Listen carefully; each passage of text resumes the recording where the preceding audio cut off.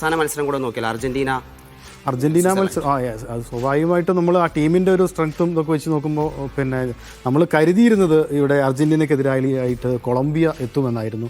പക്ഷേ അപ്രതീക്ഷിതമായിട്ട് കൊളംബിയയെ തോൽപ്പിച്ചുകൊണ്ടാണ് സ്വിറ്റ്സർലാൻഡ് വരുന്നത്. സ്വിറ്റ്സർലാൻഡ് കടലാസിൽ നോക്കുമ്പോൾ നമുക്ക് സ്വാഭാവികമായിട്ടും സ്വിറ്റ്സർലാൻഡ് ചെറിയ ടീമായിട്ടൊക്കെ തോന്നാം. അർജന്റീനയെ സംബന്ധിച്ചിടത്തോളം ചെറിയ ടീമുകൾ ഇപ്പോൾ വലിയൊരു ബുദ്ധിമുട്ടാണ്.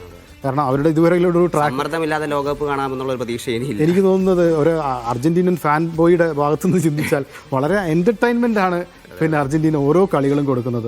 വെറുതെ അങ്ങനെ കളിച്ചു പോകുന്നതല്ല, അതെ വെറുതെ കളിച്ചു പോവുകയല്ല, ആളുകൾക്ക് ഒരു നല്ല രസം കൊടുക്കുന്ന കളിയാണ് ഇതുവരെ അർജന്റീന കളിച്ചിട്ടുള്ളത്. അത് ചെറിയ ടീമായിക്കോട്ടെ വലിയ ടീമായിക്കോട്ടെ. അതുകൊണ്ട് സ്വിറ്റ്സർലാൻഡിനെതിരെയുള്ള മത്സരം അത് ഒരു ഏകപക്ഷീയമായ മത്സരമായിട്ട് നമുക്ക് വിലയിരുത്താൻ കഴിയില്ല. സ്വാഭാവികമായിട്ടും അർജന്റീന നേരത്തെ പറഞ്ഞ പോലുള്ള ഒരു മത്സരം തന്നെയായിരിക്കും കാഴ്ചവെക്കുക. വാശിയേറിയ പോരാട്ടങ്ങളാണ് ക്വാർട്ടർ ഫൈനലിൽ നമ്മളെ കാത്തിരിക്കുന്നത്. ആദ്യ മത്സരത്തിൽ ഫ്രാൻസും മൊറോക്കോയും ഇന്ന് നേർക്കുനേർ എത്തുകയാണ്.